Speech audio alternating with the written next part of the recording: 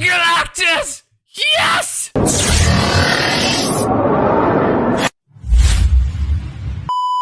Hi guys, welcome back to Ben Chaps Reacts. Today we are reacting to the brand new Fantastic Four teaser trailer. Came out yesterday. I cannot wait to go through this, to watch it, to then review it. The MCU, I don't think this movie's part of it. And I believe it's set back in the sort of 1960s, which is quite a nice little callback to the fact that the comics actually, I think, came out in the 1960s. Please remember to like, comment, and subscribe. Smash the like button. It really does help me out. Smash! Let's do this. We'll go through it all afterwards. Let's go. Welcome to the Baxter Building. We make a point to do family dinner every week. Sunday at 7, on the dot, no matter what. We're all here. You notice as well straight away that the screen here is in, I think, 4:3 ratio, which is obviously what it was for back in the 1960s. Just a nice little kind of reminder there that we're going back in time a little bit. Herbie, how's that sauce coming? Herbie! Yeah, I'll be the judge of that. They've got Herbie! I'm so happy! Okay, is this guy good or what? He can taste. I want to add a couple cloves of garlic. Not because it's not delicious, I just want to add a little bit of zip, okay? The thing's gonna make things delicious. Love it. T-5. Before we went up the first time, you couldn't turn invisible.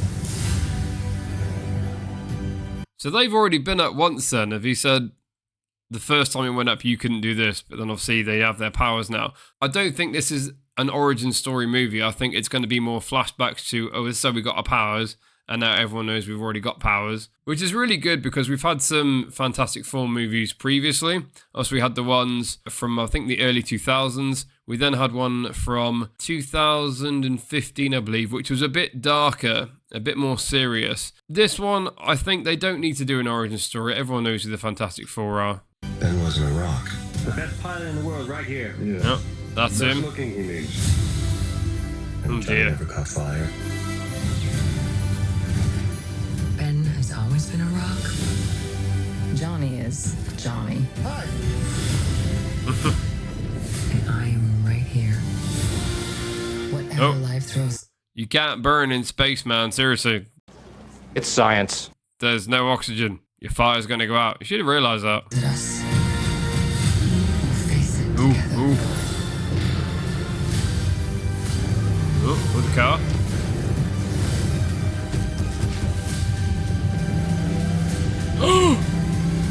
It's Galactus! Yes! And it actually looks like Galactus. It's not some weird cosmic mist freaking ball of weird energy like the goddamn Silver Surfer movie. It's actually Galactus. Ah! I'm nerding out right now. My comic book self is nerded out. As a family. Nice! First Steps. I will say, just the title of this, the new Fantastic Four movie called First Steps, because this isn't an origin movie, that makes me think of the character, I forget what his name is, I want to say it's Franklin Reed, but in the comic books, he was one of the most powerful superheroes in the entire like multiverse, and was probably the only superhero that Galactus feared. Is that the reason that now Galactus is coming to Earth, is the fact he senses the birth of Franklin? We're going to go through this a bit more. Notice how now, once they've done that, and they've reminded you that it's set in the 1960s with the 4:3 ratio screen, it then opens up to the screens we know now. And the Marvel Studios is really nicely kind of changed their design and gone back to not only what looks like sort of 1960s, but also the colors of the Fantastic Four. Herbie, how's that sauce coming? H.E.R.B.I as well. H.E.R.B.I, I don't think he was in the original comics. He actually was in, I want to say, the Fantastic Four cartoon. In the original 2000 Fantastic Four movies, there was a, I think, deleted scene where they referenced H.E.R.B.I. But the fact we've actually got him looking like the actual, I think, cartoon that he was in is fantastic. Yeah, I'll be the judge of that. Okay. And the fact as well that the Thing in this one, he still has taste buds, which means I think they're going along the lines of his outside is this rock exterior, but his insides are still his like internal organs. He still has taste buds, all these kind of things. In the movies in 2000, there was a scene where you actually saw internal organs all solidified. His internal organs are completely solid. Does that mean in this one they aren't like that? I'm not quite sure. I didn't think he'd have taste buds, so it's kind of good to see that he does. It's also the fact he's wearing his Fantastic Four suit, which makes you realise that actually, yes, these guys are already superheroes. So this must have been their first trip up, I'm guessing. And you've got me, Reed Richardson, doing calculations. It seems very... I don't think that's a coincidence, the fact he's writing these equations on the board, and then the next scene is them getting ready to go up into space, which I believe is the first time they went up and they got their powers. 5. Before we went up the first time, Yep. you couldn't turn invisible. So yeah, you can see him here. Something's going wrong. So then they get their powers here. Ben wasn't a rock. The best pilot in the world, right? That's a bit bad, isn't it? Timing. You're walking past the TV and it's literally got you as a good-looking dude, and then all of a sudden, out of nowhere, it's like... Best looking, he means. Yeah. And you're like, damn, I could have looked like that again. He's still adjusting, bless him. They never caught fire. The only thing I hope is with the Human Torch is that I hope he's a bit less of a douchebag in this movie than he was in the older movies. He really was portrayed as a bit of a jackass, basically. This one, hopefully he's not that bad. I think everyone would be like, oh, I'm offended by that bullshit now, you know, because everyone's such a flower. If they want to introduce the birth of their child, who becomes a very, very powerful character in the MCU, then yeah, it makes more sense that they wouldn't do an origin story and that they'd kind of go, right, this is how we got our powers, now we're moving forward. You could very easily add into that, we're going to have a family. That could be the reason that Galactus comes to Earth. It reminds me of Independence Day, before the ship actually comes through the atmosphere. And people see it. You get this wall of fire. It's quite cool to actually see that. If I'm assuming this is the arrival of Galactus because he is such a huge cosmic being. They're already wearing Fantastic Four merchandise. They've got, you know, the masks on, they've got the badges, they've got the t-shirts. So these guys are definitely already, you know, known to the world for their superpowers, which is good. I'm kind of glad we're not having an origin story again because I think we're getting a bit fed up of those now.